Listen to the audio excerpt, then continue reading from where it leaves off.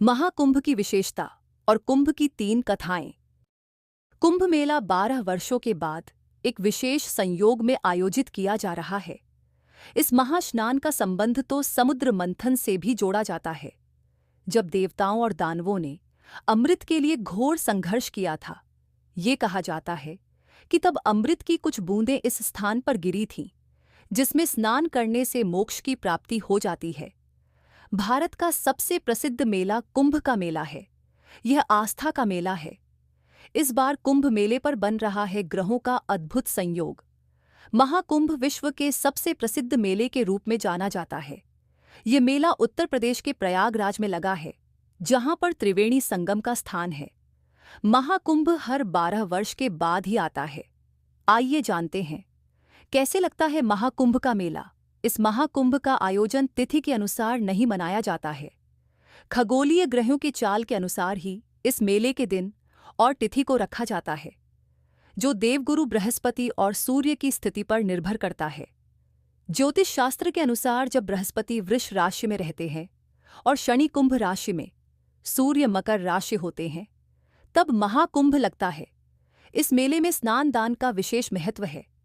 महाकुंभ में भारत के कई जगह से आए साधु संत ही सबसे पहले स्नान करते हैं, जिसे शाही स्नान भी कहा जाता है। शाही स्नान का विशेष महत्व और नियम भी होते हैं, जिनका पालन करने वाले व्यक्तियों को अमोघ फल की प्राप्ति होती है और हमें मोक्ष मिलता है। साधु संतों के स्नान के बाद ही आम श्रद्धालु स्नान करते हैं। अब जानते हैं इस मेले की विशेषताएं जो सब नहीं जानते। कुंभ मेला 12 वर्षों के बाद एक विशेष संयोग में ही आयोजित किया जाता है। महाकुंभ के दिन ग्रहों की स्थिति इस प्रकार है। सूर्य, चंद्रमा, देवगुरु बृहस्पति और शनि शुभ स्थिति में हों। समुद्र मंथन के समय भी ग्रहों की ऐसी ही स्थिति थी। महाकुंभ पर पूर्णिमा के साथ कई शुभ संयोग। महाकुंभ के दिन पौष मास की पूर्णिमा का महत्व विशेष होता है। इस तिथि पर स्नान और दान करना, साथ ही ब्राह्मणों को भोजन कराना अत्यंत शुभ माना जाता है। इस दिन प्रातःकाल रवि योग का संयोग भी है। साथ ही भद्रा का प्रभाव भी रहेगा, जो सभी मनुष्यों के सामान्य जीवन में सकारात्मक परिणाम लाएगा। महाकुंभ के दिन से इन राशि के लोगों का खुलेगा भाग्य। ग्रहों के शुभ संयोग के कारण मेष, वृष, सिंह और मकर राशि के जातकों को लाभ प्राप्त होगा। ज्योतिष शास्त्र के अनुसार इन राशियों का समय में परिवर्तन होगा और उनकी आर्थिक स्थिति में सुधार आएगा।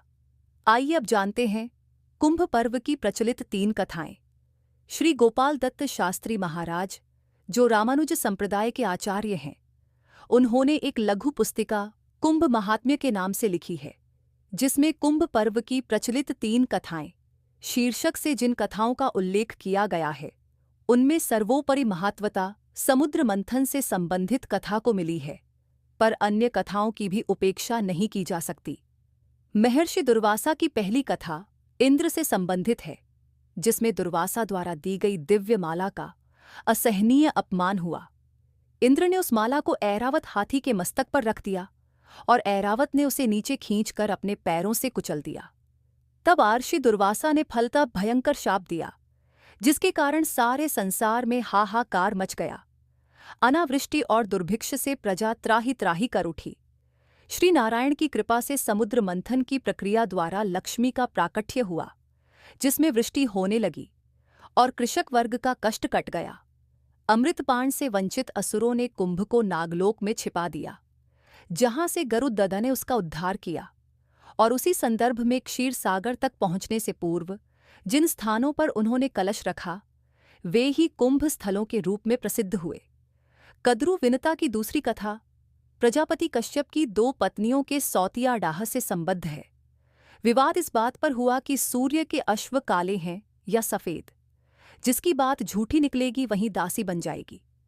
कद्रु के पुत्र थे नागराज वासु और विनता के पुत्र थे वैनतेय गरुड़ध्वज। कद्रु ने अपने ही नागवंशों को प्रेरित करके उनके कालेपन से सूर्य के अश्वों को ढंक दिया। फलतः विनता हार गई और दासी के रूप में अपने को असहाय संकट से छुड़वाने के लिए विनता ने अपने पुत्र गरुड़ध्वज जी से कहा, तो उन्होंने पूछा कि ऐसा कैसे हो सकता है। कद्रु ने शर्त रखी थी कि नागलोक से वासुकी रक्षित अमृत कुंभ, जब भी कोई ला देगा तो मैं उसे अपने दासत्व से मुक्ति दे दूंगी। विनता ने अपने पुत्र को यह दायित्व सौंपा, जिसमें वे सफल हुए। गरुड़ अमृत कलश को लेकर भूलोक से होते हुए अपने पिता कश्यप मुनि के उत्तराखंड में गंधमादन पर्वत पर स्थित आश्रम के लिए चल पड़े है।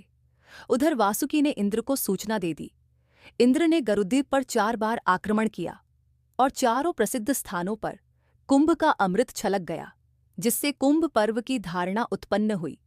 देवासुर संग्राम की जगह इस कथा में गरुड़दाच नाग संघर्ष प्रमुख हो गया। जयंत की जगह स्वयं इंद्र सामने आ गए। ये कहना कठिन है कि कौन सी कथा अधिक विश्वसनीय और लोकप्रिय है। आइए अब आगे जानते हैं तीसरी कथा के बारे में। व्यापक रूप से अमृत मंथन की उस कथा को अधिक महत्व दिया जाता है जिसमें स्वयं हमारे श्री विष्णु जी मोहिनी रूप धारण करके असुरों को छल से पराजित करते हैं। गरुड़ का संदर्भ भी स्मरणीय है, परंतु कुल मिलाकर विशेष प्रसिद्धि समुद्र मंथन की कथा को ही मिली। दुर्वासा जी की कथा में भी समुद्र मंथन का प्रसंग समाहित है, इसलिए भी उनका मूल्य बढ़ जाता है।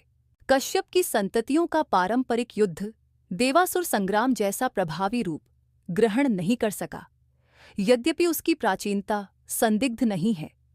गरुड़ की महत्ता विष्णु जी से जुड़ गई और वासुकी रूप में नागों का संबंध शिव जी से अधिक माना गया।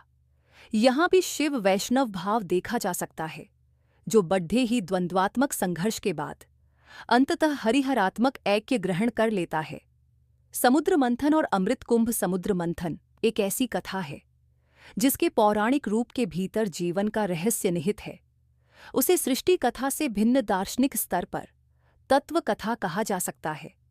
सहस्त्र वर्षों के सुदीर्घ अनुभव को अद्भुत प्रतीकात्मक भाषा प्रदान की गई है, जिसमें द्वंद्व और संघर्ष की कठोर भूमिका अपनाई गई है।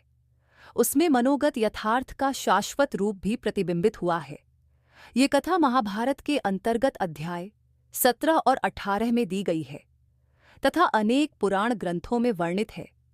पुराणों की तुलना में महाभारत ने इसके निहितार्थ को आध्यात्मिक रूप दे दिया है।